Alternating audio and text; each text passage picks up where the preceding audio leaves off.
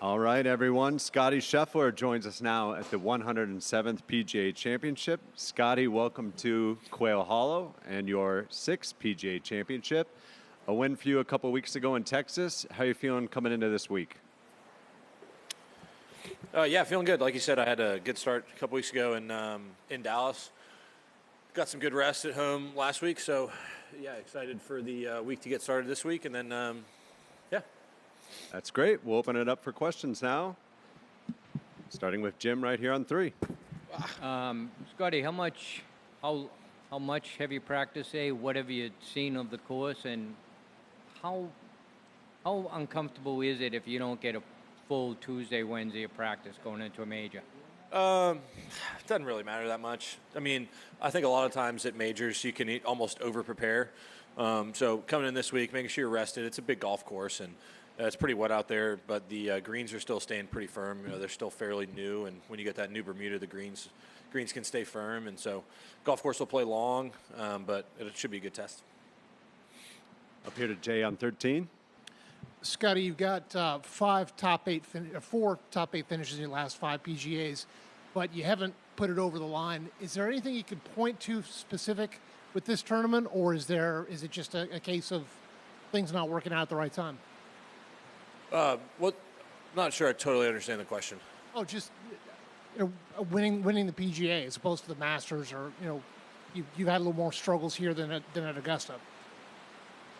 Like what? Why haven't I won here? Is that what you're saying? Yeah, it's a long way of saying that. Yeah. I mean, yeah, like you said, just a couple shots here and there. You know, I was close at Oak Hill the year Brooks won. That was as close as I remember being to winning this tournament. But I mean, it's a good golf tournament. You know, we're always playing a great golf course, and same thing this week, another really good golf course, and should be a good test of golf. And I'm looking forward to getting the week going. We'll go over to James on 9, please. Scottie, you mentioned last year that you were sort of hoping to do a better job of maintaining your rest throughout the season. I'm wondering how you feel like you're doing as the calendar flips to mid-May. Yeah, doing pretty good. I got that extra month off to start the year. Yeah, I think a lot of it is managing my schedule week to week, and managing the stuff I do day to day. You know, I'm a guy that loves. I really do love to practice, and a lot of times when you get to a great golf course like this, and the practice facilities are really nice, and there's a lot of space for us to be able to do our work. It can be, really exciting to go out and practice, and so I kind of got to manage myself. It's similar to an Augusta type week where when you get to Augusta National, you just want to spend all day there, and got to really manage the way I do things, and most of my prep work is done at home, and then when I show up here at a tournament, I feel like I'm ready to go, and most of it's just getting used to the golf course, getting used to the bunkers and greens and stuff like that. Did you feel like when you were feeling that fatigue at the end of the season, did you feel like that was more mental or physical? I mean, probably more mental for sure. I think, last year obviously was a great year, and it was, I would be tired for a variety of reasons at the end of the year. But like I said, it was a ton of fun. I wouldn't trade it for anything. It was having that mental fatigue from being in contention a lot, I think is great. And I was able to finish off the year the right way last year, and so I definitely have a lot of good memories from last year that I can lean on for sure. Go to Mike 12, followed by Mike 15.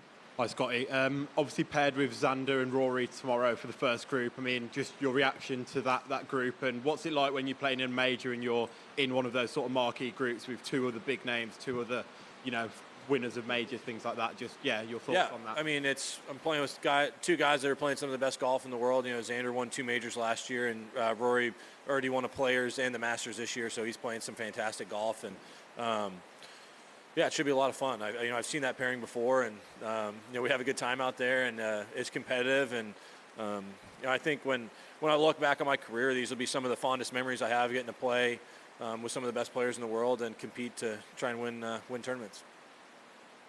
You've talked a lot about being present in each tournament and not thinking about how you played the year before. You've mentioned we all start at even par coming into the week. Your win at the Byron Nelson, do you feel that's momentum coming into this week, or have you kind of scratched that off and just kind of focusing on this week? Yeah, I mean, I think there's definitely a balance there. It'd be silly to say that I can't ride the positive momentum from a good week like that. I mean, to finish off that tournament the way I did and have it not really be too close on the back nine. I mean, I played some really nice golf, and I talked a little bit about how I felt like my game was trending, and so it was nice to see some results from a lot of hard work to start the year. And I feel like my game's in a good spot, and so I think it'd be silly to say I can't ride a little bit of that momentum going into this tournament. What were some of those things that you felt were trending? Well, I just felt like my swing was coming around. I felt like my ball striking maybe held me back a little bit at the beginning of the year, and I kept the ball. I drove it really nice last week at the Byron and hit some really good iron shots, and was able to give myself a lot of looks around that golf course, what you need to do, and was able to hold some putts as well. Alan on 2.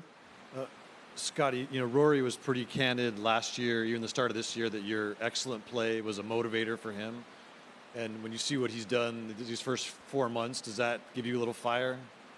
Yeah, I got asked that same question, I think, at the Byron, and it's always motivating when you just get beat. And in golf, you tend to get beat a lot. It's like you don't really get to win that many tournaments. And Rory's been off to a great start this year, and he's definitely improved and made some changes in his game from last year. And so there's always little things that I'm trying to do to get better. And I think that's why we keep coming back. Golf's kind of an endless pursuit of getting the best out of yourself, and I'm looking forward to continuing to do that as the year goes on. But like you said, Rory's been playing some great golf this year. Just to see it tangibly, how much it meant to win the career Grand Slam and the outpouring that surrounded that, does that bring it into focus for you a little bit more as a goal? I don't really set those types of goals for myself. I have some dreams and aspirations that I think about, but I've always been at my best when I stay in the present. That's what works really well for me. You have certain guys that'll write down a bunch of goals at the beginning of the year, and that's what motivates them. But for me, I do my best when I stay in the present. But it was really cool to see Rory be able to finish that off and to be there for that moment. He's a good buddy of mine out here, and so I was very happy for him. And that tournament, and having to answer each year, for a guy that's had one of the best careers in the history of the game, for him to sit in here week in, week out and have to be asked about one single golf tournament, I'm sure it can be a bit frustrating. And I'm sure that's why there was so much emotion coming out of him. And I mean, it takes a lifetime of work to be able to even have a chance to win major championships, let alone win all 4 of them. And so, it's pretty cool to see. Up here to Shane on 14. Hey, Scottie, I've been asking everybody this, and you've gotten a couple shout-outs in the process. A little bit of a hypothetical. Looking at driving, putting, approach around the green, if you were forced to trade one element of your game with any player currently playing, what part of the game would it be, and who would you switch it with? Who would I trade? Yeah, so let's say, I would trade approaches or putting with this person if you were forced to. Not, you may choose not to, but if you had to. I mean, so today I played a practice round with Sam Burns, and I remember when we played the President's Cup here in 2022, it was like he was putting to a hole that was the size of a basketball hoop. And so I do a lot of practice rounds with Sam, and he's a tremendous putter. I would trade that with him. I think in our game, there's always little things that I look at in people's games that I can improve on. Like you look at a guy like Rory. I mean, you'd be hard pressed to find anybody that drove the ball better than he has in the history of the game. He might be the best driver of the ball that we've ever seen. I mean, you had a guy like Tiger had a ton of speed, but Rory just has the accuracy is what sets him apart too. Not only does he hit it really far, he hits it really straight. And so, I mean, those are two little examples just off the top of my head of guys that I would trade with. But there's so much that I can learn from out here. Like I play a lot of golf with Jordan at home too, and the stuff that he does around the greens and the creativity that he plays with, I can learn a lot from. And honestly, I could go on and on because I've always been a very visual learner. Like growing up, the way I played, where I practiced, I was able to watch professional golfers all the time, and I just learned so much just by sitting there and watching them, and then I would try to do the same thing. And now being out here, playing all the time with the best players in the world, there's always something that I can learn. I mean, you look at a guy like Jon Rahm, I love the way he plays with passion over every shot. It's very rare for him to lose focus, and you kind of see that in his face when he plays. He plays so competitively. Tiger was kind of the same way where, Tiger was obviously the best at it, but every shot he hit was the most important shot that he's ever hit. I mean, and so I could go on and on, but those are a few small examples. Yeah, thank you. Dan on 5.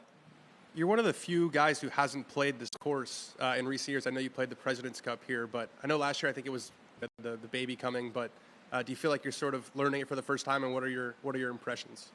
No, I mean, when you play the President's Cup here, you play so many rounds. I mean, I played 4 competitive rounds and a bunch of practice rounds, and so getting to know the course. I mean, I kind of knew what to expect coming in, with the rough and the way the greens are, and most of it's just getting used to the bunkers and I guess getting used to the rough, stuff like that. And so I don't feel like I'm playing any sort of catch-up getting ready for the week. Up here to 11. Scottie, when a course that's already big like this one takes on this much water as it has in a short period of time, do you have to change anything about your mindset, your bag setup, or anything going into this week as you prepare? As far as bag setup, there is a little bit of thinking to do whether or not I'll use my 5-wood or my 3-iron, but that's pretty typical for a week. I felt like I have two really good weapons there in that part of the bag, and each week I kind of have to just pick and choose. And this week maybe more of a 5-wood week, just because, like you said, the golf course is going to play really long, the rough is thick, and the run-up areas after this kind of rain are going to be really soft, and the greens are still going to be really firm because they're new. So you have to be able to land the ball on the green. You can't really run it up around this golf course, so that's one aspect that you got to think about. But as far as my approach to the course, not really. I mean, I know what my skill set is, and I'll try to use that to my advantage, and hopefully hit some solid shots this week. Ron on 6. Scottie, the last 3 holes here obviously get a lot of attention for the difficulty. In that stretch, is there one shot that's the most intimidating or the most daunting? I think the only shot you could really consider where you don't have to be super focused on is a drive on 16. I mean, the fairway's pretty wide and the hole's pretty long, and you're really trying to get it down there as far as you can into the fairway. But after that, I mean, the approach shot into 16 is really tough. The tee shot on 17 is really tough, and then you got 2 really challenging shots on 18 with the water on the left side. So there's no real breathers in that stretch of holes, and should make for a fun finish. Doug, right here. Scottie, there was a lot of talk about a burden being lifted from Rory when he finally got the Masters, and I'm curious if you've ever felt that, not the Masters, but a burden being lifted, whether it was your first tour win, first major, first President's Cup point, anything like that.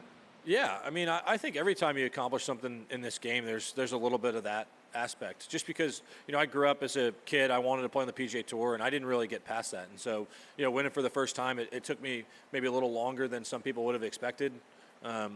Mostly just because I had a lot of good starts out here, but I wasn't winning, but I was playing consistently well enough to, have a high world ranking or whatever it was. But I didn't really have, that great of an amateur career. When I first came out, the guys that were being looked at, I came out about the same time as like Victor Hovland and Colin Morikawa, and Matthew Wolff at the time was, a really good prospect as well. And so I kind of flew under the radar when I first came out. But every time you win out here, there's definitely a feeling of that burden being lifted, just because it's such a great accomplishment. It's not easy to win out here on any level, and every time you win a tournament, it's a pretty cool feeling. Does it change anything going forward for you? Does it?